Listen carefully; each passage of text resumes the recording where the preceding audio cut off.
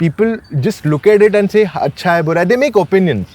But after being in that car, their opinion completely changed about the Safari. So it's nice to have you in the car because you know exactly why I'm doing everything. I'm lowering the AC so that we don't get interference in our mics. It's going higher. Before all the modern day cars came in, this was the status car to have in a governmental convoy. Still, the Safari Storm launch had beaten all records because it was, I think, Mr. Tata's last launch ever. Hello and welcome to another episode of History on Wheels. Today we have an iconic car on this episode. It's been around since 1998. It's a car that a lot of you know. You've seen it in the PM's convoy as well. And from its original tagline, which was "Make Your Own Road," that talked about its raw and rugged appeal, to "Reclaim Your Life," which is its tagline today, and all about lifestyle, it has evolved a long way. And it has quite a cult following. Now, the guest we have on our show today has quite a following too. A lot of you know him, and I'm happy to say he is someone from my fraternity, the automotive fraternity, who loves talking cars as much as I do. We're very happy to welcome Rachit Hirani from MotorOctane. Rachit, thank you for sharing your time with us and being with us here on the show. Of course, Renuka. And we're all here to talk about this iconic car, the Tata Safari.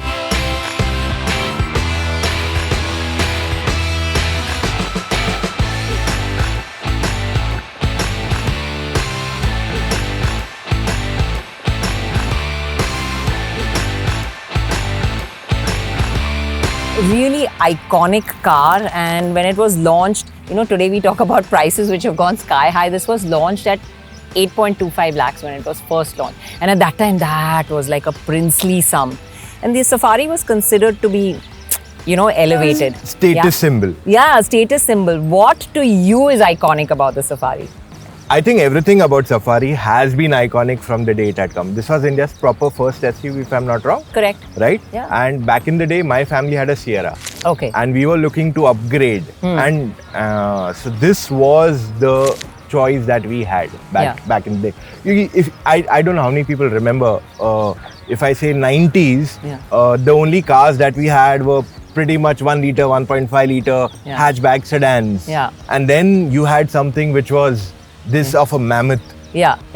So you know, it just talks about what this vehicle is all about. The Sumo was all about being a taxi sort of a car. Sierra was there, but the struggle was two doors. And somehow estates just never really cut it with the Indian consumer, right? They had that term in Tata actually called Si Isu Sa. I don't know if you know it. You're probably too young at that point of time. This is my day memories. It was for the Sierra, the Sumo and the Safari, and they kind of coined that term, and the Safari kind of came and changed the image, you know, brought it more into a lifestyle space, and you know, it was the more modern, it was the more equipped, it was, you know, the better car, and of course it evolved along the way.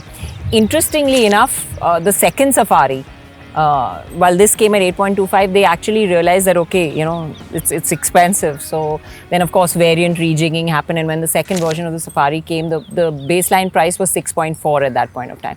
Then I think it kind of went crazy because obviously it appealed to a lot of people. And you know, with our kind of roads, I can understand why people want something like this to drive around. People still talk about it, of the old Safari too much. Yeah. And that was an iconic car.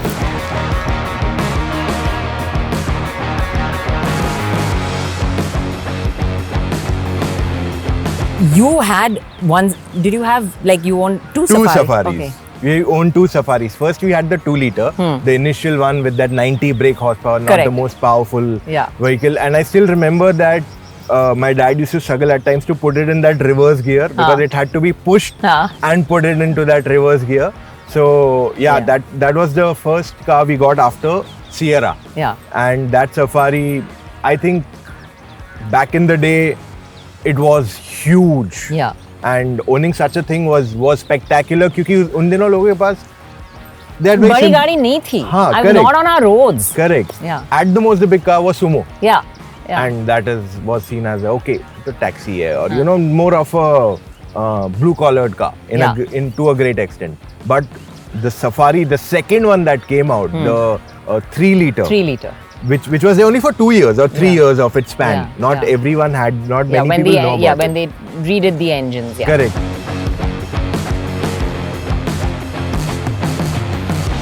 So I'll tell you a fascinating story I had with the Safari 3 liter.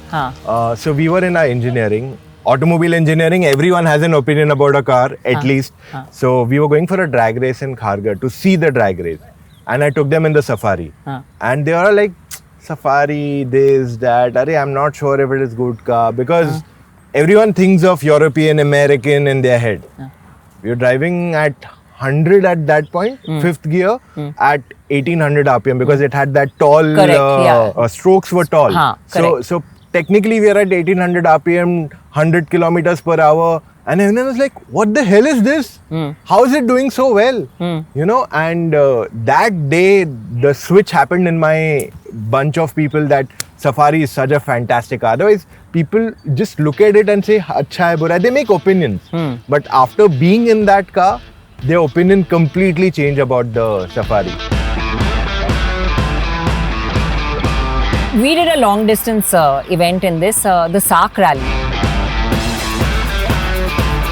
Drove all the way down across all the SAARC countries. Well, we went to Sri Lanka. The cars were shipped into Sri Lanka for the last bit, but we drove across India.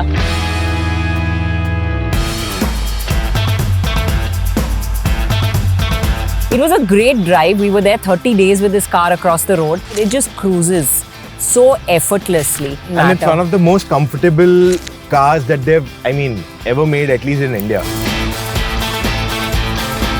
It still has a cult following.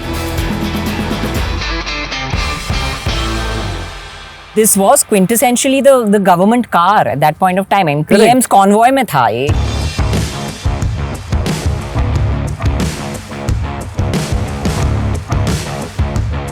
Before all the modern day cars came in, this was the status car to have in a governmental convoy.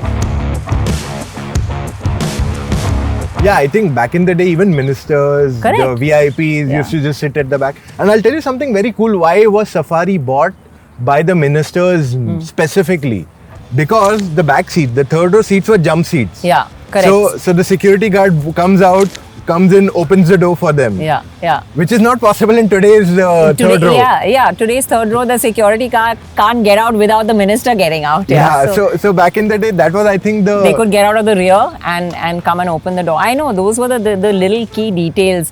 There's so many cars that we remember for these small details as well. They even had an army edition. Remember, they had the GS800, which was the specifically made armored, bulletproof for the army, and it was chosen after a lot of testing of cars, and the Safari was chosen to be the bulletproof army car. Yeah. So yeah, this has done, I think, quite a lot.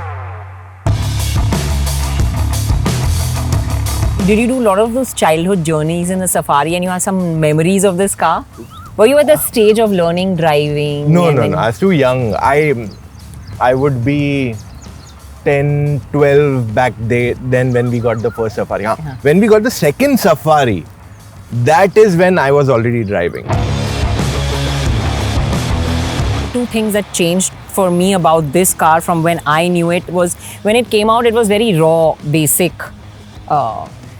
It was a car that could take you across any terrain, but it was not, didn't have the frills and fancies. Of the day. Correct.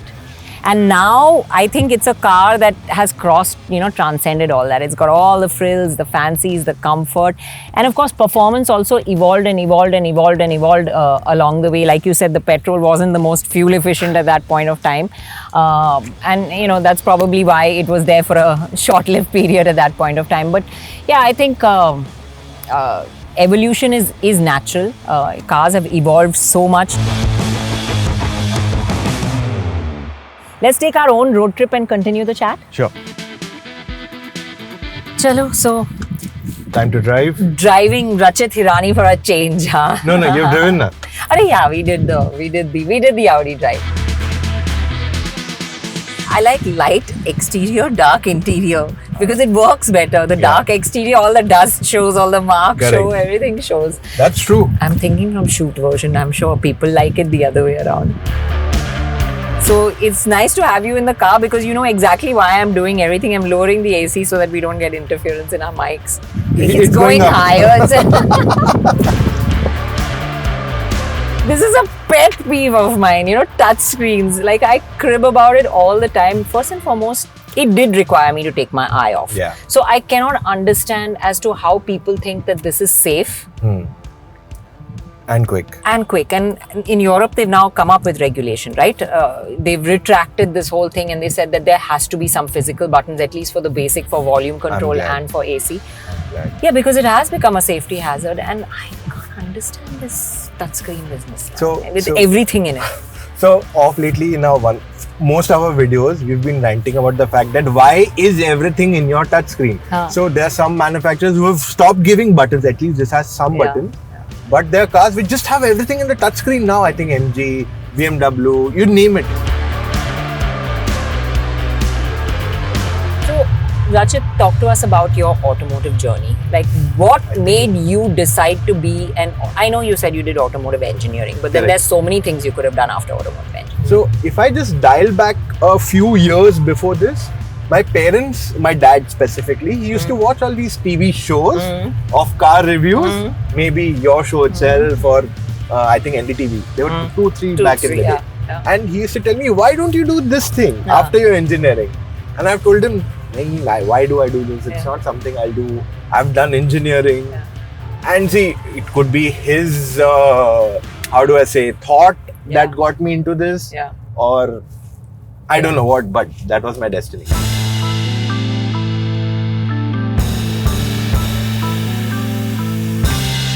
So I will ask you a question now that you to test your knowledge about Safari. Okay. One thing in driving the old Safari and the new Safari that is still common. For me, there are lots of things. So for me, I would just say that for me, this has never been a car that's like an enthusiastic driving car. It's been more a cruising car. While we say performance is improving, it's never been hardcore, fun to drive. It's been more about comfort and leisure. That's one thing about the Safari that I noticed. For me, ride comfort is something that has been quite consistent through the Safari. Correct. Two. Spaciousness, for me, boot space in this car, the amount that it can pack in has been something that I think always through the years, the Safari has been quite spacious. Even the driving position, if you see, it has always been the same. You can see the bonnet edges. Your steering position is also a little this way, tilted. Right. So that has been a hallmark of Safari always, with a big chunky steering. It's not like compact, small steering at any given point. So these are the things which they've retained actually on the car. And I think even the styling. If we talk about the styling of the Safari, though there has been evolution, the basic shape of it, still is the basic Safari as you recognize it. It's so recognizable.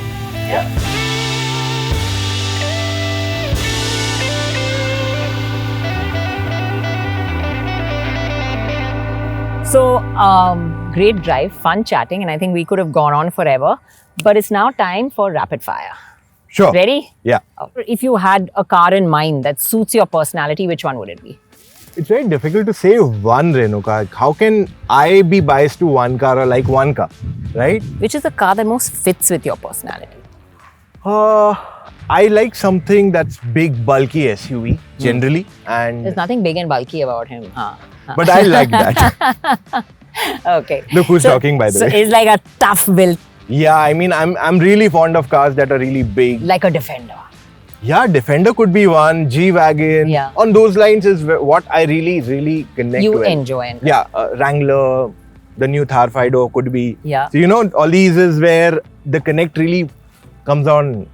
It's just fun. It's what fuels your fire. That's why I said the G-Wagon 6x6. It's the best choice to have. Yeah. So maybe I stick to that. Yeah. Okay, let's test your Safari knowledge. Sure. Now. When was the Safari first launched? 1998. Yes. Okay. Perfect. Okay. And normally, you know, guys, we do History on Wheels where we dive into the history of the car and tell you a little bit more about it. But I think I have another petrol head with me who knows just about as much. So let's talk to him and let's go through the history of the Safari, shall we? From 1998, when it was first launched with that Peugeot diesel. TCIC 90 bhp 5-speed manual. That's what I remember now. Yes. Then 2003, it got an upgrade. Basically, it got a few more features and it was more like what we call a facelift in today's... It was more of a journalistic update. I was a consumer then. Yeah. So for me, it was like, okay, I don't know. I don't know what happened there. Okay, few more features added, yeah. Then what came next? Then came the 2005 3-litre. Correct. Which you had. The first Dicor ever. Yes. That not many people know that it was a redone engine from their trucks. 407, 709 is where it was redone and completely bought in. And I'll share one interesting tidbit here. We had put in a plug-and-play tuning chip.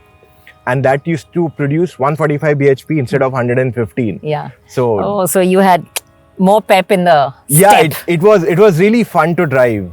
Then came the 2007. Actually, there's a petrol in between. I don't know which year that was. Yeah. So the petrol came in between, but it was there for a short period. And then 2007, we got the 2.2 litre Dicor, which is where the Reclaim Your Life started. Yeah, absolutely. Yeah. And then after 2007, in 2012, we got the Safari Storm. Correct. And I remember that launch because I had become a journalist by then. Oh! Yes. Was that one of your first few launches? My first launch was actually a Fiat Linea. Oh, wow. Okay. So 2000 and we're at 2012. So I remember it was Auto Expo. The last one, I think in Delhi, that was about to happen. Correct. Or maybe last one of the last. Yeah. And that show was completely crowded because all the Bollywood celebrities had come. Yeah. But still, the Safari Storm launch had beaten all records because it was, I think, Mr. Tata's last launch ever. Correct. And the entire hall was packed. Completely packed. It was full, yeah. Yeah. And was it this or was it the Nano? I think the Nano was by far their biggest launch. That was definitely. When, like, you didn't have space to breathe in that place. Yes. Yes. No, I'm just comparing that 2012. Yeah. The number of people who had attended the show. Correct. There were a lot of celebrities. I don't remember who all were there. Some brands, German brands had called. Some, I don't know who all had called. Big guys. But this was the one that broke the... Yeah, this broke the record of every other, show. And 2012. And then we go to 2015. Correct. The Varicor, I think, was the Varicor. So the Safari Storm got the Varicor engine. Correct. And it got more power. You had 150, you say BHP, I say PS or HP. So it got the 150 PS. So that was when it happened. Correct. 2017 and 2021. The new generation. The new Omega Arc. Correct. The Omega Arc platform, and a lot of the Jaguar Land Rover DNA then started coming into the Safari because this was not going to be the Safari initially. Yes. What was it? Buzzard? Gravitas.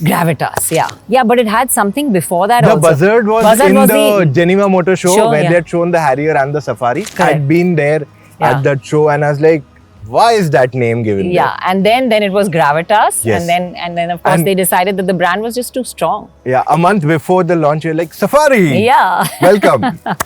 Safari, so far so good. Yes. And I think this upgrade then after that. Yeah, and then this upgrade has come now 2023? Yeah, last year. 2023. Well, I hope you enjoyed watching History on Wheels this time. It's been a really fun chat for me. It's always great to talk to another petrol head.